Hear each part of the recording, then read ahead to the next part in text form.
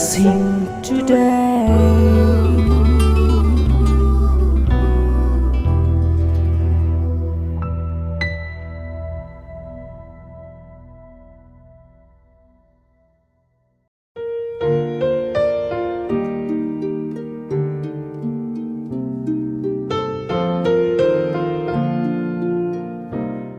Welcome to blessing today. ഇന്നത്തെ എപ്പിസോഡിലൂടെ എല്ലാവരും ഒത്തിരി അനുഗ്രഹിക്കപ്പെടട്ടെ എന്ന് ഉള്ളിൽ പ്രാർത്ഥിക്കുന്നു. ഈ എപ്പിസോഡ് സ്പോൺസർ ചെയ്തിരിക്കുന്നത് Mr and Mrs Thomas from Dallas, Texas. നമുക്ക് ചേർന്ന് ആ കുടുംബത്തിനായി പ്രാർത്ഥിക്കാം. പ്രത്യേകിച്ച് മിസ്സസ് തോമസ് തൻ്റെ ബർത്ത്ഡേ ഇന്ന് സെലിബ്രേറ്റ് ചെയ്യുകയാണ്. Many happy returns of the day, Mrs. Thomas. ഒരുമിച്ച് ചേർന്ന് നമുക്ക് ആ മകളെ അനുഗ്രഹിക്കാം, കുടുംബത്തിനായി പ്രാർത്ഥിക്കാം.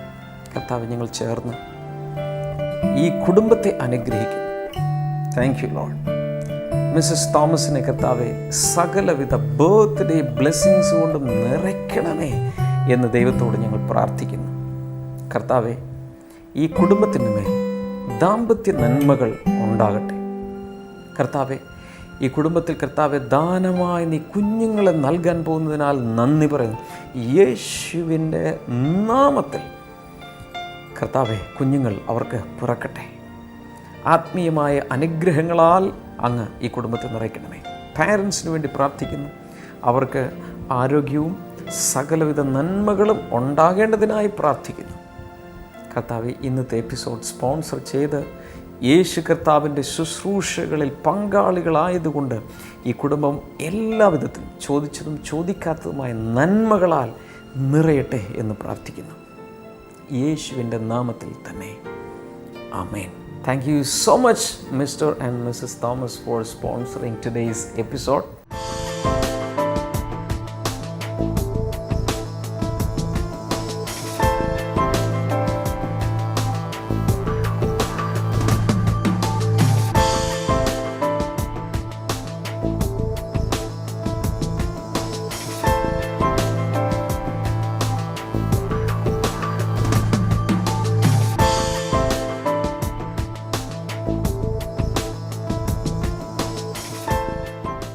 തുടർന്ന് ഇന്നത്തെ മിറക്കിൾസ് ടുഡേയിലേക്ക് നമ്മൾ പോവുകയാണ്. ഇന്നത്തെ മിറക്കിൾസ് ടുഡേ കണ്ടു കഴിഞ്ഞാൽ എല്ലാ ആഴ്ചയിലും അവസാന 2 ദിവസം ഫിലിപ്പ് ലേഖനം നമ്മൾ പഠിച്ചുകൊണ്ടിരിക്കുകയാണ്.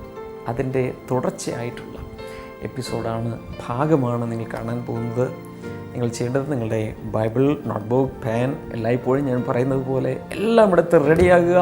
നോട്ട്സ് കൃത്യമായി കുറിച്ചെടുക്കുക. വീണ്ടും ആ ലേഖന ഈ ദിവസങ്ങളിൽ ധ്യാനിക്കുക. കർത്താവ് നിങ്ങൾ ഒത്തിരി അനുഗ്രഹിക്കട്ടെ. എപ്പിസോഡിൻ്റെ അവസാനം ഞാൻ വീണ്ടും തിരിച്ച് വന്ന് നിങ്ങൾക്ക് വേണ്ടി പ്രാർത്ഥിക്കും.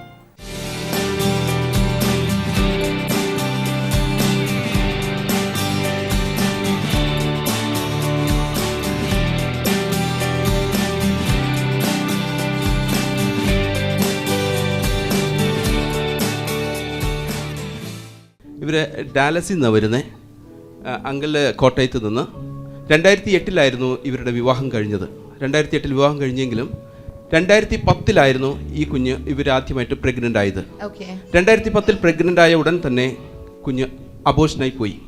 പക്ഷേ ഇതൊന്നും അറിയാതെ അങ്കിള് മിക്ക ദിവസങ്ങളിലും ബ്ലെസ്സിങ് ടുഡേ TV പ്രോഗ്രാം കാണാറുണ്ടായിരുന്നു. അങ്ങനെ ഒരു ദിവസം ബ്ലെസ്സിങ് ടുഡേ TV പ്രോഗ്രാം കണ്ടുകൊണ്ടിരിക്കുമ്പോൾ ഡാമിൻ ബ്രദർ അതിലൂടെ ഇങ്ങനെ വിളിച്ചു പറഞ്ഞു പ്രാർത്ഥിച്ചു. തലമുറകളില്ലാത്തവർക്ക് തലമുറകൾ ജനിക്കാൻ വേണ്ടിയിട്ട് പ്രാർത്ഥിച്ചിരുന്നു. ഇത് അങ്കിൾ മകൾക്ക് വേണ്ടി ഏറ്റെടുത്തും ഡാമിൻ ബ്രദറിനോടൊപ്പം പ്രാർത്ഥിക്കുകയും ചെയ്തു. 2011 വീണ്ടും ഈ മകൾ പ്രഗ്നൻ്റായി. ആദ്യത്തെ പ്രാവശ്യം അബോർഷനായി പോയതാണ്. 2011 പ്രഗ്നൻ്റായി 3 മാസത്തിനുള്ളിൽ ഫസ്റ്റ് ടൈം ഒരു സ്പോട്ട് പോലെ ഇവൾക്കൊരു ബ്ലീഡിങ് ഉണ്ടായി. പക്ഷെ അതത്ര കാര്യമാക്കിയില്ല, പ്രാർത്ഥിച്ചു, അത് നിന്നുപോയി. എന്നാൽ കുറച്ച് ദിവസങ്ങൾ കഴിഞ്ഞപ്പോൾ വീണ്ടും ഒരു സന്ധ്യയോടടുക്കുന്ന സമയമായപ്പോഴേക്കും വീണ്ടും ഇവൾക്ക് ബ്ലീഡിങ് ഉണ്ടായി. ആ ബ്ലീഡിങ് ഒരു സമയം കഴിയും തോറും അതിൻ്റെ കാഠിന്യം വർദ്ധിച്ചുകൊണ്ടിരുന്നു. അപ്പോൾ ആദ്യം വന്ന അബോർഷൻ അറിയാവുന്നത് കൊണ്ട് അതിലേക്കാണ് പോകുന്നതെന്ന് മനസ്സിലായി. അങ്ങനെ രാത്രി മുഴുവനും കഴിച്ചുകൂട്ടി. നേരം വെളുക്കാറായപ്പോൾ രാത്രി തന്നെ ഹോസ്പിറ്റലിൽ പോകാനായിട്ട് ഒരുങ്ങിയതാണ്. നേരം വെളുക്കാറായി കഴിഞ്ഞപ്പോൾ ഇവർ നേരെ ER പോകാൻ ഒരുങ്ങി. അവിടെ നിന്നുകൊണ്ട് അങ്കിളിനെ വിളിച്ചു പറഞ്ഞു, ഞങ്ങൾ ഹോസ്പിറ്റലിലേക്ക് പോവുകയാണ്, മകൾ ബ്ലീഡിങ് ഉണ്ടെന്ന് പറഞ്ഞു. അങ്ങൾ ഉടനെ നമ്മുടെ പ്രയർ ടവറിലേക്ക് വിളിച്ചു പ്രാർത്ഥിച്ചു. ഇവിടെ നിന്നൊരു സഹോദരൻ വിളിച്ച് പ്രാർത്ഥിച്ചു. റൂബിൻ പറയുന്നതെന്ന് വെച്ചാൽ, ഞാൻ ആദ്യമായിട്ട് കർത്താവിൻ്റെ സൂപ്പർ നാച്ചുറലായിട്ടുള്ളൊരു മിറക്കിൾ കാണുകയാണ്. ഞാൻ ദൈവത്തിൽ വിശ്വസിച്ചിരുന്നു, യേശുവിനെ വിശ്വസിച്ചിരുന്നു, പക്ഷേ അത്ഭുതങ്ങൾ എനിക്കുണ്ടാകുമെന്ന് ഞാൻ വിശ്വസിച്ചിട്ടില്ല. ഇവർ ഹോസ്പിറ്റലിൽ ചെന്നു, ഈ മകളെ നേരെ അകത്തേക്ക് കൊണ്ടുപോയി. പറയുന്ന വെച്ചാൽ അവിടെ കയറ്റിയ സമയം മുതൽ അവൾക്ക് ബ്ലീഡിങ് നിന്നുപോയി. അന്ന് ആ സമയം മുതൽ ബ്ലീഡിങ് ഇല്ല. നേരെ ഹോസ്പിറ്റലിൽ ചെന്നു, ഇവിടെ ടെസ്റ്റ് നടത്തിയപ്പോൾ കുഞ്ഞിൻ്റെ പൊസിഷൻ നോക്കി കഴിഞ്ഞപ്പോൾ കുഞ്ഞ് നോർമലാണ്, ഹാർട്ട് ബീറ്റിംഗ് നോർമലാണ്, ഒരു പ്രശ്നവും ഇല്ലാത്ത രീതിയിൽ ആ ഹോസ്പിറ്റലിൽ നിന്നും ഇവരെ പറഞ്ഞു വിട്ടു. 5 മാസം കഴിഞ്ഞപ്പോൾ ഇവർ വീണ്ടും ഹോസ്പിറ്റലിൽ ചെക്കപ്പിന് വേണ്ടി ചെന്ന് കഴിഞ്ഞപ്പോൾ ഡോക്ടർ പറഞ്ഞു, ഈ കുഞ്ഞിൻ്റെ ഇൻറ്റസ്റ്റൈനിൽ ഒരു പ്രോബ്ലം ഉണ്ട്, സ്കാൻ ചെയ്യണമെന്ന് പറഞ്ഞു. സ്കാൻ ചെയ്തു. 5 മാസം കഴിഞ്ഞപ്പോൾ സ്കാൻ ചെയ്തു. ഇൻറ്റസ്റ്റൈനിൽ ഒരു ഫൈബ്രോസിസ്, ഒരു ഗ്രോത്ത് പോലെ ഇൻറ്റസ്റ്റൈനിൽ ഉണ്ടെന്ന് പറഞ്ഞു. അപ്പോൾ അത് ആ കുഞ്ഞിനൊരു അബ്നോർമൽ ആകാൻ സാധ്യതയുണ്ട്. സാധാരണ മന്ദബുദ്ധിയായിട്ടുള്ള കുഞ്ഞുങ്ങൾക്ക് സാധാരണ കണ്ടുവരുന്ന ഒരു പ്രോബ്ലമാണത്. അതുകൊണ്ട് അതിൻ്റെ ഡീപ്പ് ടെസ്റ്റിന് പോകണമെന്ന് പറഞ്ഞു. പക്ഷേ ഇവർ അന്ന് പ്രാർത്ഥിച്ചിട്ട് പറഞ്ഞതെന്ന് വെച്ചാൽ, അന്ന് കർത്താവ് അത്ഭുതം ചെയ്തുവെങ്കിൽ എൻ്റെ കുഞ്ഞിന് വീണ്ടും അത്ഭുതം ചെയ്യാൻ എൻ്റെ കർത്താവ് മതിയായ ദൈവമാണെന്ന് റൂബിൻ വിശ്വസിച്ചു. അവർ അതുപോലെ തന്നെ പ്രാർത്ഥിച്ചു. ഇവരൊരു ഫർദർ ട്രീറ്റ്മെൻറ്റിന് പോയില്ല, ഒരു ഫർദർ ടെസ്റ്റ് നടത്തിയില്ല. ഈ കുഞ്ഞ് ഒരു ഹോസ്പിറ്റൽ നേഴ്സായിട്ടാണ് വർക്ക് ചെയ്യുന്നത്. 9 മാസം കഴിഞ്ഞ് നോർമൽ ഡെലിവറിയിലൂടെ ഇവൾ കുഞ്ഞിനെ പ്രസവിച്ചു. ഡോക്ടർ പറഞ്ഞു, ഈ കുഞ്ഞിൻ്റെ അകത്ത് ഗ്രോത്ത് ഉള്ളത് കൊണ്ടിട്ട് ഈ കുഞ്ഞിന് യൂറിൻ പോകാനും മറ്റുള്ള കാര്യങ്ങൾക്കൊക്കെ ബുദ്ധിമുട്ടായിരിക്കും എന്ന് പറഞ്ഞു. എന്നാൽ കുഞ്ഞ് പുറത്തു വന്നു. കുഞ്ഞിന് യൂറിൻ പോകാൻ പ്രശ്നമുണ്ടായില്ല, ഗ്രോത്തിൽ പ്രശ്നമില്ല, ഒരു അബ്നോർമാലിറ്റിയും ഈ കുഞ്ഞിൽ കണ്ടില്ല. അങ്ങനെ കർത്താവ് അത്ഭുതകരമായിട്ടൊരു കുഞ്ഞിനെ ഇവർക്ക് വേണ്ടി കൊടുത്തു.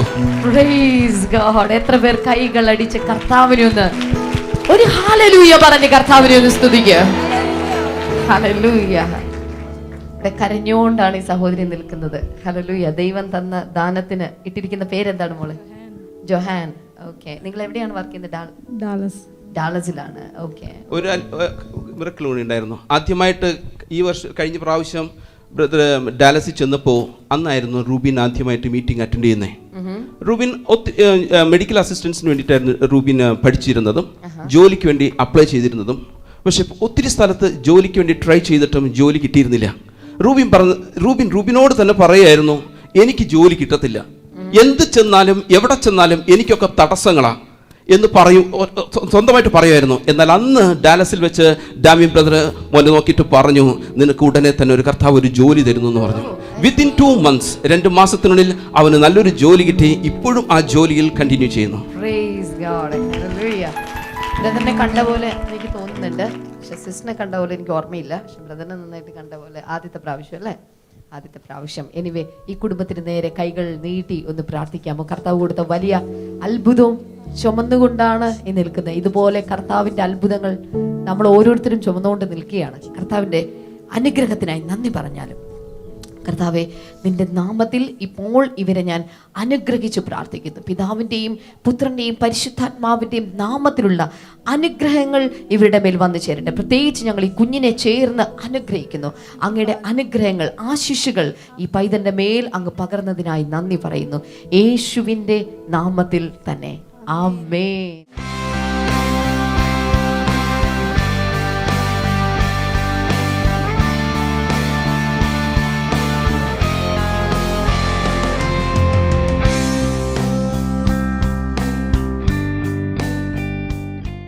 Let's open our Bibles at the book of Philippians, chapter number 3.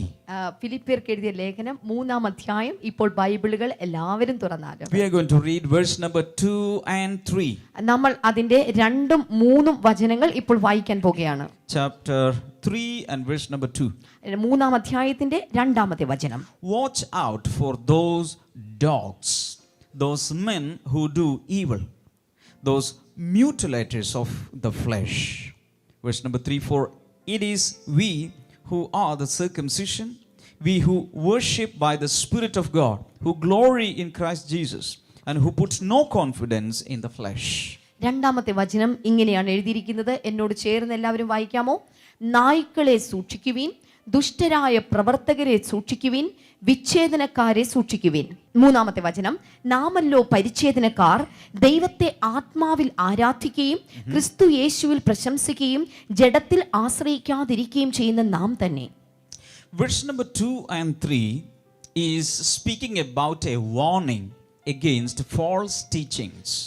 ഈ 2-ാമത്തെ വചനവും 3-ാമത്തെ വചനവും ദുരുപദേശങ്ങൾക്ക് എതിരെയുള്ള ചില മുന്നറിയിപ്പുകൾ നൽകുന്ന ഭാഗമാണിത്. You know, before Jesus came into this world, യേശു കർത്താവ് ഈ ഭൂമിയിൽ വരുന്നതിന് മുൻപ് there were so many prophets, അവിടെ ധാരാളം പ്രവാചകന്മാർ ഈ ഭൂമിയിൽ there were ഉണ്ടായിരുന്നു, judges, ധാരാളം many ന്യായാധിപന്മാരുണ്ടായിരുന്നു, anointed people. അതുപോലെ അഭിഷക്തന്മാരായ പലരും. They were the ones who taught the people of God. അവരായിരുന്നു അതുവരെ ജനങ്ങളെ പഠിപ്പിച്ചുകൊണ്ടിരുന്നത്. But Hebrew chapter 1 verse number 1 onwards, എന്നാൽ എബ്രായർക്ക് എഴുതിയ ലേഖനം 1:1 മുതൽ വായിക്കുമ്പോൾ, in the last days the Son of God himself came into the world to teach us. അവിടെ നാം എഴുതുന്നു, അന്ത്യകാലത്ത് പുത്രൻ തന്നെ നേരിട്ട് ഭൂമിയിലേക്ക് ഇറങ്ങി വന്ന് പുത്രൻ മുഖാന്തരം അരുളി ചെയ്യുന്നു. All the prophets started speaking like this, thus says the Lord.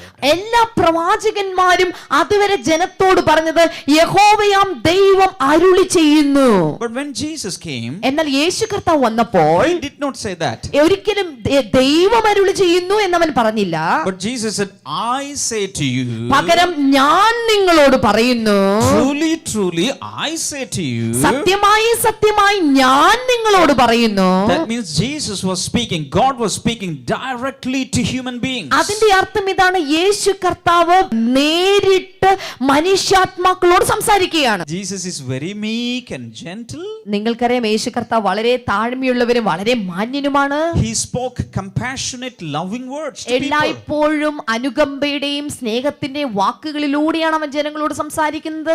But when he spoke to the Pharisees, എന്നാൽ പരീശന്മാരോട് താൻ സംസാരിച്ചപ്പോൾ he used very, very strong language. വളരെ ശക്തമായ വാക്കുകളിലൂടെയാണ്, കടുപ്പമുള്ള വാക്കുകളിലൂടെയാണ് താൻ സംസാരിച്ചത്. Why? Because if we don't check them, they will make a lot of havoc in the believer circle. എന്തുകൊണ്ടെന്ന് ചോദിച്ചാൽ, അവരെ നാം തടയുന്നില്ലെങ്കിൽ പിന്നീട് വിശ്വാസികളുടെ ജീവിതത്തിൽ വലിയ അപകടങ്ങൾ അവർ കൊണ്ടുവന്ന് വെക്കും. Paul is writing, watch out for those dogs. He is calling some people dogs. അവിടെ നായ്ക്കളായിട്ടുള്ളവരെ നായ്ക്കളെ സൂക്ഷിപ്പിൻ. അതിന്റെ അർത്ഥം പൗലോസ് ആരേക്കോ നായ എന്ന് വിളിക്കുകയാണ്. He is writing the scriptures. പൗലോസ് വചനം എഴുതിയിരിക്കുകയാണ്. Watch out, be careful of dogs. നായ്ക്കളെ സൂക്ഷിക്കുവിൻ. Usually on the gate we see this small sign, beware of dogs. സാധാരണ ഗേറ്റിൽ, വീടിന്റെ വലിയ ഗേറ്റിലൊക്കെ എഴുതി വെക്കാറ് നായുണ്ട് സൂക്ഷിക്കുക എന്ന്. In the same way, അതുപോലെ തന്നെ Paul is saying, പൗലോസ് ഇവിടെ പറയുകയാണ്, be careful of those dogs. ഈ നായ്ക്കളെ സൂക്ഷിക്കുവിൻ. Paul is not writing about animals. ഒരു മൃഗമായിട്ടുള്ള നായയെ കുറിച്ചല്ല പൗലോസ് ഇവിടെ എഴുതുന്നത്. But Paul is writing about some false teachers. പകരം ദുരുപദേശക്കാരെ പൗലോസ് വിളിക്കുന്ന പേരാണ്, അവരെ കുറിച്ചാണ് എഴുതുന്നത്. Secondly, he says those men who do evil. രണ്ടാമതായിട്ട് പറഞ്ഞു, ദുഷ്ടരായ പ്രവർത്തകരെ സൂക്ഷിക്കുവിൻ. Thirdly, he says those mutilators of the flesh. മൂന്നാമതായിട്ട് കാണുന്നത് വിച്ഛേദനക്കാരെ സൂക്ഷിക്കുവിൻ. So we are going to see what these expressions meant. ഇത് എന്തെല്ലാമാണ് ഇതിനകത്ത് നമുക്ക് മനസ്സിലാക്കാൻ സാധിക്കുന്നത്. Number 1, dogs. ഒന്നാമതായിട്ട് നായ.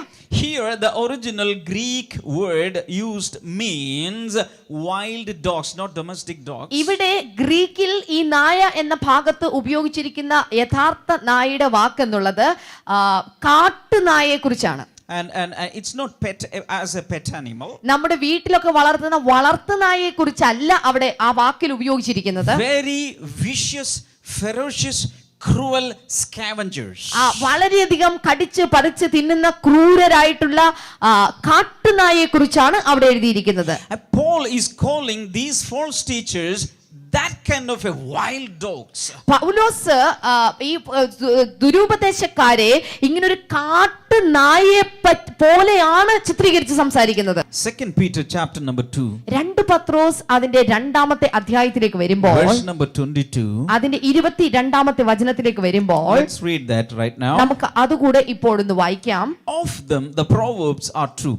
A dog returns to its vomit, and a sow that is washed returns to her wallowing in the mud. 22-ാമത്തെ വചനത്തിൽ അവിടെയും ഇങ്ങനെ തന്നെ കാണുന്നു. നായ് അതിന്റെ ഛർദിയിലേക്ക് തിരിയുന്നു, എന്നും കുളിപ്പിച്ച പന്നി പിന്നെയും ചെളിയിൽ ഉരുളാൻ പോകുന്നു എന്നുള്ള പഴഞ്ചൊല്ലുകൾ അവരെ സംബന്ധിച്ച് സത്യമായിരിക്കുന്നു. So these were some proverbs in the days of Jesus. യേശുവിന്റെ കാലഘട്ടത്തിലുള്ള ചില പഴഞ്ചൊല്ലുകളാണ് ഈ രണ്ട് കാര്യങ്ങൾ എന്നുള്ളത്. A dog returns to its vomit. അവിടെ കാണുന്ന നായ് അതിന്റെ ഛർദിയിലേക്ക് തിരിയുന്നു. A very dirty thing. ഒരു വളരെ വൃത്തികെട്ട ഒരു കാര്യമാണല്ലോ. But these false teachers എന്നാൽ ഈ ദുരുപദേശക്കാർ are doing the same thing. ഇതേ കാര്യം തന്നെയാണ് അവർ ചെയ്യുന്നത്. That which is vomited, that which is obsolete, that which is out of date, they are taking back.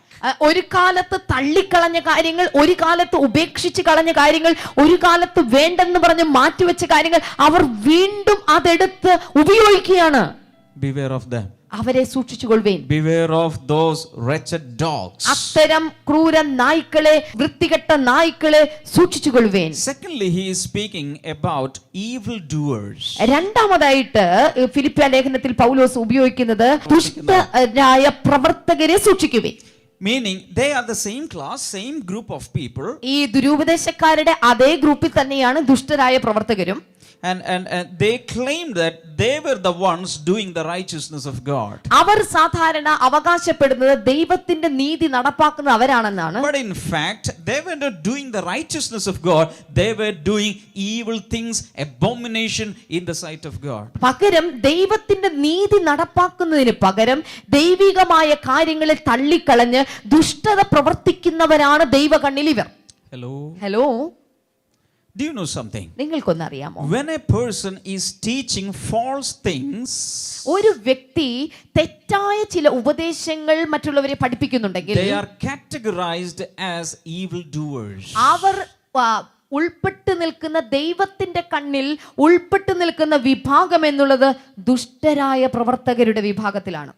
This is because if someone is causing offense to a little believer, ഏതെങ്കിലും ഒരു ചെറിയ വിശ്വാസിക്ക് ആരെങ്കിലും ഒരു തടസ്സം നിൽക്കുന്നുണ്ടെങ്കിൽ it is better for him to tie a millstone on his neck and throw into the sea. Bible പറയുന്നത് അവന്റെ കഴുത്തിൽ ഒരു തിരികല്ല് കെട്ടി, ഒരു ആട്ടുകല്ല് കെട്ടിയിട്ട് അവനെ കടലിൽ കൊണ്ടുപോയി ഇട്ടുകളയുക എന്നാണ്. Paul is calling them number 1 dogs. പൗലോസ് അവരെ ആദ്യമേ വിളിക്കുകയാണ് നായ്ക്കൾ. Then evil doers. അത് കഴിഞ്ഞപ്പോൾ ദുഷ്ടരായ പ്രവർത്തകർ. Number 3, mutilators of the flesh. മൂന്നാമതായിട്ട് നാം അവിടെ കാണുന്നു പരിച്ഛേദനക്കാർ. Who are they? അവരാരാണ്? Listen to me. ദയവായി എന്നെ ശ്രദ്ധിച്ചാലും. From the day of Pentecost, പെന്തിക്കോസ്തിന്റെ ആ ദിവസം മുതൽ the Holy Spirit is working very powerfully. പരിശുദ്ധാത്മാവ് വളരെ ശക്തമായി പ്രവർത്തിച്ചു. Hallelujah. Hallelujah. As the Holy Spirit is working very powerfully, പരിശുദ്ധാത്മാവ് വളരെ ശക്തമായി അന്ന് പ്രവർത്തിച്ചു തുടങ്ങി. and that time many other groups also rose up. ആ സമയത്ത് മറ്റ് ചില സംഘങ്ങളും ആ സമയത്ത് ഉയർന്നു വന്നു. There was the apostolic teaching going on. ഒരു വശത്ത് അപ്പസ്തോലിക ഉപദേശങ്ങൾ നടന്നുകൊണ്ടിരിക്കുന്നു. They were teaching the teachings of Jesus. അവർ യേശുവിന്റെ ഉപദേശങ്ങളാണ് അപ്പസ്തോലന്മാർ പഠിപ്പിക്കുന്നത്. Because when you read Matthew chapter 28, മത്തായിയുടെ സുവിശേഷം 28 നിങ്ങൾ വായിച്ചാൽ 18, 19 and 20, 18, 19, 20 Jesus asked the disciples to teach the teachings of Jesus all over the world, making all nations his disciples. അവിടെ യേശു കർത്താവ് അവിടെ ശിഷ്യന്മാരോട് പറയുകയാണ്, യേശുവിന്റെ ഉപദേശം ലോകമെമ്പാടും പോയി പ്രസംഗിച്ച് സകല ജാതികളെയും ശിഷ്യരാക്കണം. Hello. Hello. So the disciples were teaching the doctrines, the teachings of Jesus. അങ്ങനെ ശിഷ്യന്മാർ, അപ്പസ്തോലന്മാർ ഇപ്പോൾ യേശുവിന്റെ ഉപദേശങ്ങൾ, യേശുവിന്റെ പഠിപ്പിക്കലുകളാണ് പഠിപ്പിച്ചുകൊണ്ടിരിക്കുന്നത്. These apostles were the Jewish people. ഈ അപ്പസ്തോലന്മാരാണെങ്കിൽ അവരെല്ലാം യഹൂദ വിഭാഗത്തിൽ നിന്നുള്ളവരായിരുന്നു. Jesus also was a Jew. യേശു കർത്താവ് ഒരു യഹൂദനായിരുന്നു. But do you know something? നിങ്ങൾക്കൊന്നറിയോ?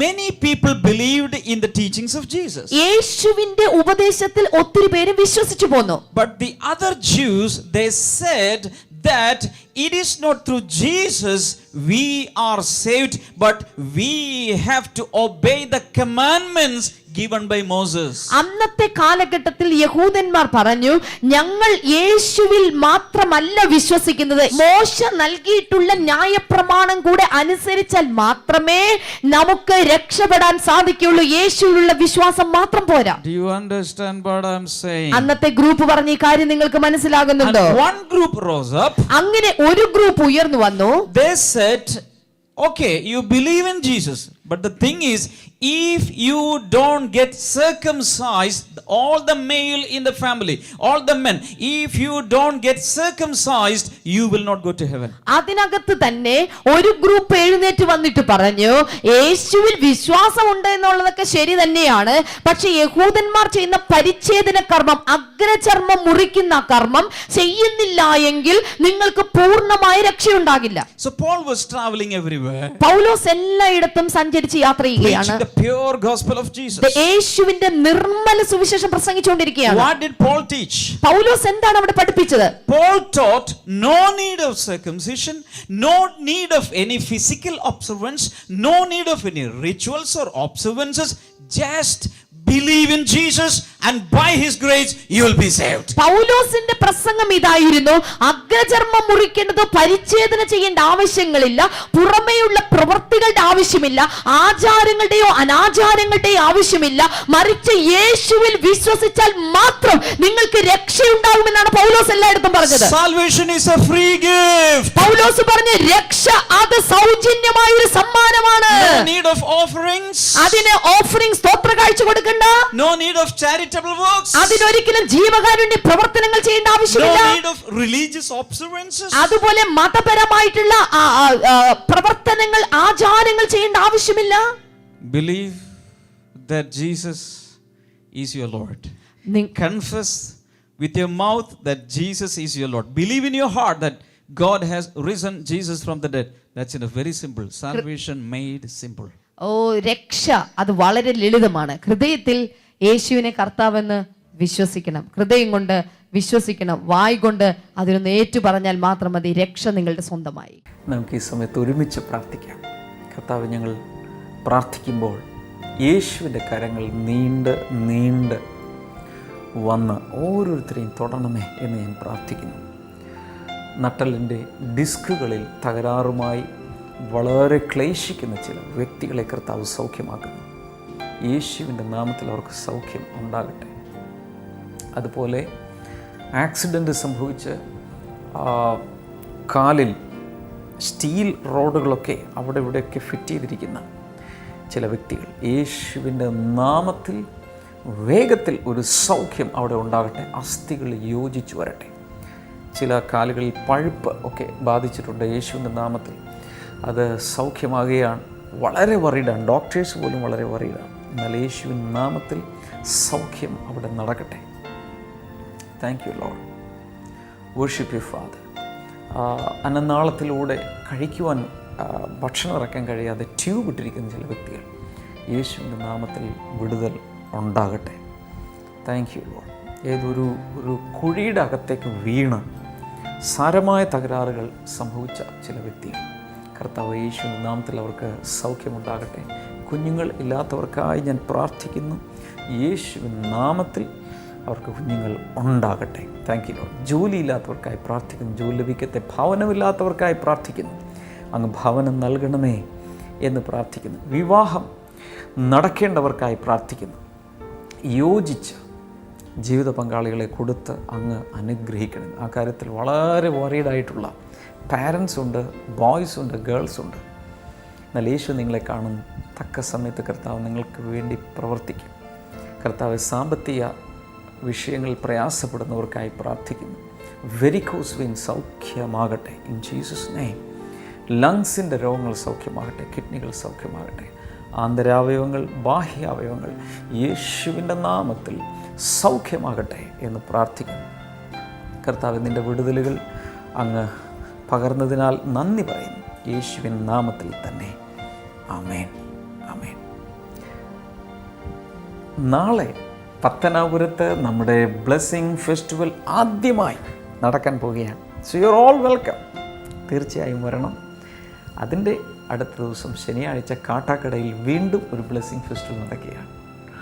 ദയവായി എല്ലാവരും വരിക, അനുഗ്രഹം പ്രാപിക്കുക. വരുമ്പോൾ ഞാൻ എല്ലായ്പ്പോഴും ഓർപ്പിക്കാറുള്ളത് പോലെ പ്രാർത്ഥനയുടെ ഈ പുസ്തകം, നിങ്ങളുടെ പ്രാർത്ഥനാ ജീവിതം മെച്ചപ്പെട്ടാൽ വേഗത്തിൽ പ്രാർത്ഥനകൾക്ക് മറുപടി ലഭിക്കും, ജീവിതത്തിൽ വ്യത്യാസമുണ്ടാകും, വൻ കാര്യങ്ങൾ കർത്താവ് ചെയ്യുക. അതിൻ്റെ സാക്ഷ്യങ്ങളാണ് കേട്ടുകൊണ്ടിരിക്കുന്നത്. എൻ്റെ പ്രാർത്ഥനാ ഡയറി എന്ന ഈ പുസ്തകം ലഭിച്ചിട്ടില്ലാത്തവർ തീർച്ചയായും സ്ക്രീനിലെ നമ്പറുകളിൽ വിളിക്കുക, അല്ലെങ്കിൽ ബ്ലെസ്സിങ് ഫെസ്റ്റിവലുകളിൽ വരുമ്പോൾ കരസ്ഥമാക്കുക. ആശിഷമാരി എന്നുള്ള ഈ പുസ്തകം ലഭിച്ചിട്ടില്ലാത്തവർക്കും ആവശ്യപ്പെടാം, അല്ലെങ്കിൽ ബ്ലെസ്സിങ് ഫെസ്റ്റിവൽ വരുമ്പോൾ നിങ്ങൾക്ക് കരസ്ഥമാക്കാം. ഈ പുസ്തകങ്ങൾ നിങ്ങളുടെ ജീവിതത്തിൽ വലിയ മാറ്റങ്ങൾ ഉണ്ടാക്കും. മാത്രമല്ല, ബ്ലെസ്സിങ് ടുഡേയിൽ നിന്നും വീണ്ടും ചില പുസ്തകങ്ങൾ തയ്യാറായിക്കൊണ്ടിരിക്കുകയാണ്, ഒരുങ്ങിക്കൊണ്ടിരിക്കുകയാണ്. പ്രാർത്ഥിക്കുക. നാളെ നമുക്ക് വീണ്ടും ബ്ലെസ്സിങ് ടുഡേയിലൂടെ കാണാം, അല്ലെങ്കിൽ ബ്ലെസ്സിങ് ഫെസ്റ്റിവലിൽ കാണാം. ഈ പ്രോഗ്രാമിനെ കുറിച്ച് മറ്റുള്ളവരോട് പറയാൻ മറക്കരുത്. God bless you. Bye. Welcome to Bible and you. ഇന്നത്തെ ചോദ്യം, യേശുവിനെ ഒറ്റിക്കൊടുത്ത യൂദയുടെ ജന്മസ്ഥലം ഏത്? Which is the native place of Judas who betrayed Jesus? Options: A. Kerioth, B. Bethsaida, C. Jericho, D. Caesarea.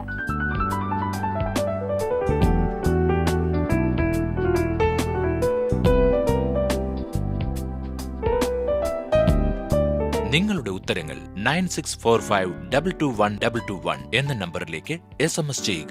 SMS ചെയ്യേണ്ട format BT space option A, B, C or D. ശരിയുത്തരം അയക്കുന്നവരിൽ നിന്ന് 5 പേരെ ഞങ്ങൾ സെലക്ട് ചെയ്ത് OM ബുക്സ് നൽകുന്ന നല്ല സമ്മാനങ്ങൾ അയച്ചു തരുന്നതായിരിക്കും.